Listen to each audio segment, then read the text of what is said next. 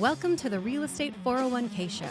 Here are your hosts, Ryan Gerdes, Mike Weinstein, and Justin Frederick, helping you build a legacy of wealth through real estate.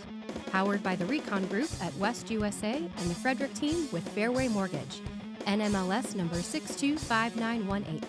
All right, welcome to the Real Estate 401k Show with your host, the Magic Man, Ryan Gerdes, the ever so prideful Mike Weinstein, I thought you were going to go with charming and engaging. and you, the very knowledgeable loan guy, Justin Frederick. you are. That's actually not making fun of yourself. That's what you I are. feel You're like an incredibly. I felt like I just did a good intro. Knowledgeable. well, you loan made guy, fun of yeah. us. You made fun of me. So That wasn't making fun of you. That was All right. All right, Justin. A major change for people who are investing in real estate. And it has to do with what we refer to as departing leases. As you know, one of the things that we focus on when a listener texts us and wants to possibly sell their house, we try to do everything that we can to talk them out of selling their house. Here are all the different options available to you because we want you to build a real estate portfolio. And so in the past, a seller who decides to keep his home, he's going to become a landlord, and he's going to buy home number two, they just had to supply and provide a lease agreement. Well, what we would do is, we would get them under contract. They would find somebody to lease their home. They would provide us with just a simple lease stating what that monthly payment would be, and they would have it all signed and officially taken care of, and they would hand it in to us, and we would give it to the underwriter, and the underwriter would accept that lease agreement for their departing home. And so we would be able to use income if it was above and beyond the monthly payment. I mean, we could only use 75% of what was on paper. But what we all knew is, depending on where your area is and depending on how the house was, some houses rent out for much more than what the average market rent is, and some don't. Depending on how nice and how much accommodations the home has, right? Well, now it's changed to where we actually have to have what's called a 1007 appraisal.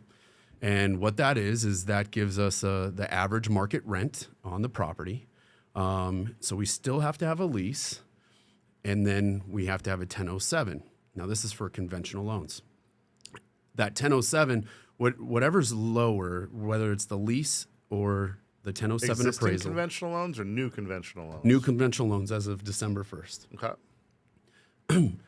Whatever is lower, we have to use that 75% of that average market rent to use as our calculation. So far, we haven't had any where we've had to go through this, but we've had to use these in the past for new rental properties and things like that. And it really wasn't that big of a deal. It's just an extra cost to our clients, though. And it's not something that we already have a ton of closing costs when it comes to title companies, appraisals, recording fees, taxes, insurance, lender fees. There's so much built in that. It's sad that we're going to have a little bit more, but it's still doable. It's just more steps in the process. Well, and I think one of the biggest impacts, because Ryan and I, we know of people that they're aware. Investors are aware that lease really is not verified sometimes, and sometimes fictional leases come through the system, and we're not by any stretch of the imagination telling and advising people to do that. But it was a matter of, or I just, I need to put a number down that's going to make sense. Now there's now a verification process, which we didn't have before. I have a few thoughts on this. First off, do you think that it was a ploy just to give appraisers more business? And I know that sounds kind of like kind of a sideways, No, I definitely because ran appraisers through my mind. Appraisers are having difficulty right struggling. now because refis are really non-existent right now, right? And then I guess my next question would be, what are some typical discrepancies that you like if I have a tenant that's going to rent out my property for $3,000, but the appraiser comes back and says, "Oh no, it only really goes for $2,700 on the open market." You guys are taking the lower of the two, right? What's the typical discrepancy that you guys are seeing? So we really haven't gotten into this since it's so new, but we had to do these on FHAs before. Right. So if somebody was buying with an FHA, and even though they had a conventional loan on the old property, we would have to do a 1007 on the old property because that's what the FHA required. So we actually have had one where we had a lease agreement for $3,000, and we ended up getting a 1007 at $2,250. Oh dear. Yeah. So it was a big deal. Big deal. I mean, everything was fine for this borrower because they had plenty of funds and they had plenty of income, but it was just so far off from what they actually had in writing to what the average market rent was. Now, if it would have made a difference, we would have found a way to try to contest the average market rent. We would have tried to dig into it. I don't know what avenues those are we hard. would have had. Contesting an appraisal is always hard. But because an appraiser doesn't normally want to admit that they're wrong. But that was a big deal, and I mean that one always sticks in my mind. That was about 2 years ago.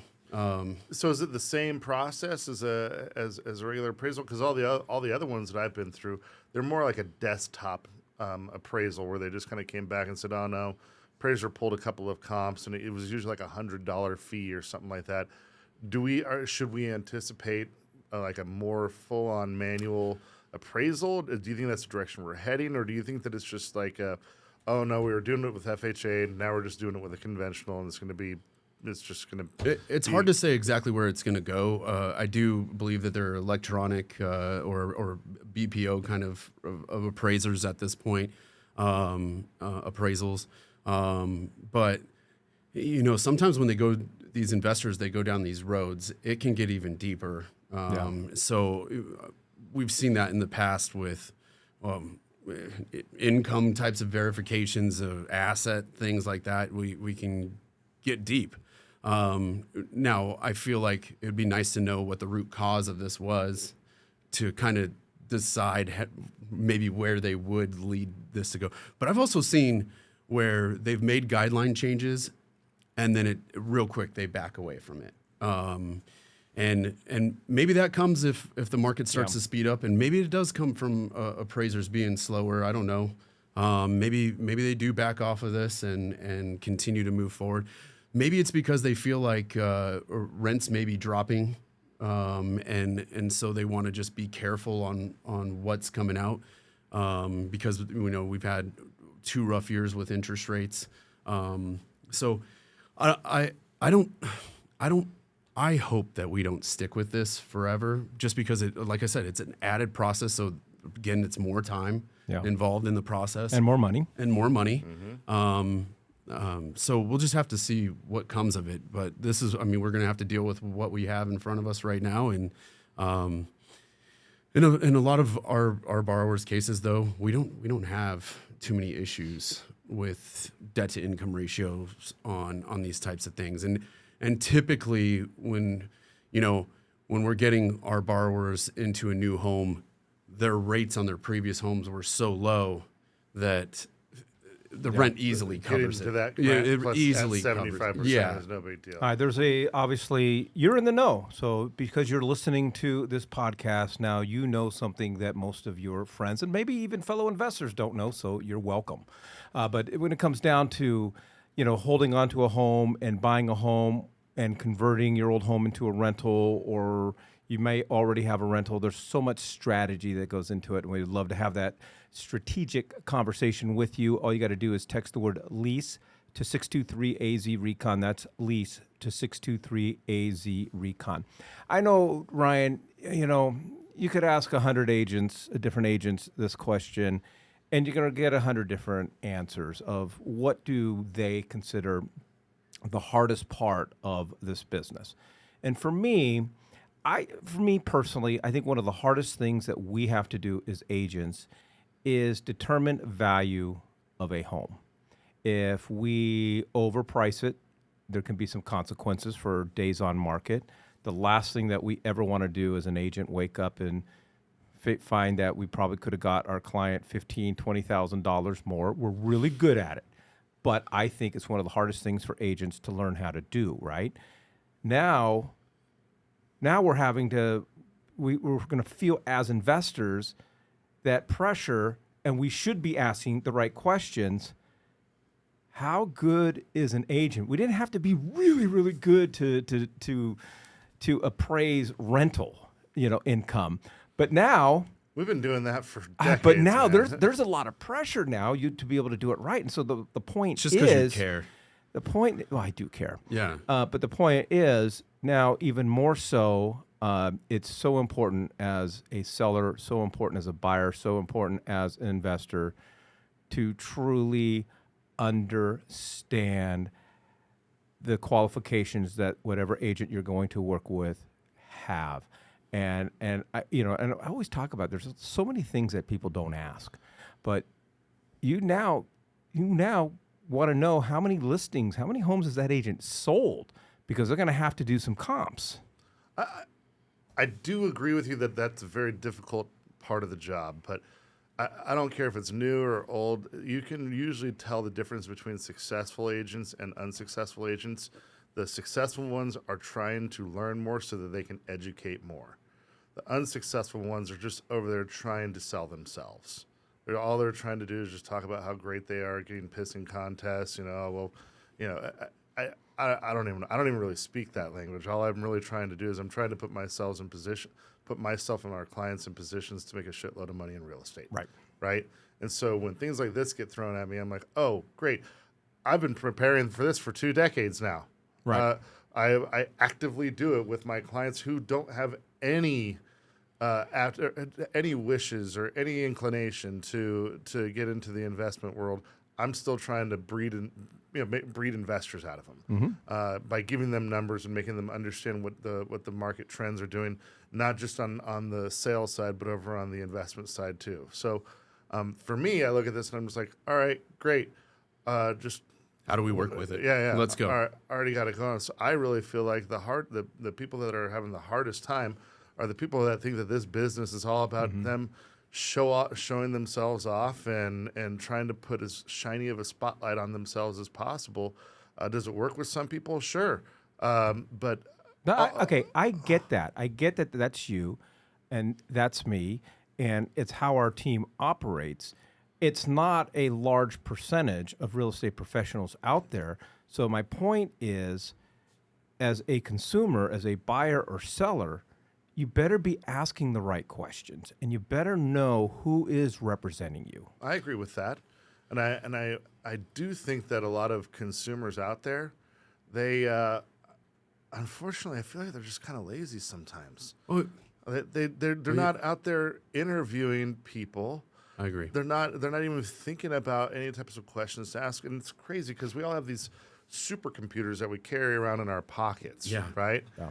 And we're not even using any of the resources on there to say like what kind of questions should I be asking? Now, you don't need it if you're listening to our podcast, but at the end of the day, like you have this thing right there. You're going to use it to figure out what restaurant you're going to go to. You're going to figure it out where to go. Get your car washed at, but you're not going to use it to go and spend millions of dollars. So let's talk about that because I think. Okay, go ahead. Yeah, I want to jump in here because I have something to say because of working with you guys. I brought this departing lease to you guys because you guys bring this to your clients. Most agents don't sell your house. Think about this option. You guys are bringing this to them. You're trying to make them money over a lifetime. So I don't think in a lot of people's cases they're even worried about a departing lease. You guys use this more often than any agents that I've ever worked with, or wealth managers, I should say. But you guys bring this option more often than not, and most people love it so much that we're having to use these options because this is what's going to create wealth in their life down the road. And so I don't think comparing this with other agents is, because most likely if our customers or our audience is listening to this and they're looking at going to another agent, they're not gonna even talk about departing leases. So you guys kind of hold that to your own. All right, I'm going to introduce this concept. Thanks, buddy. Thanks. I Buddy. mean, it's real. You made up for making fun of me earlier, so I appreciate that.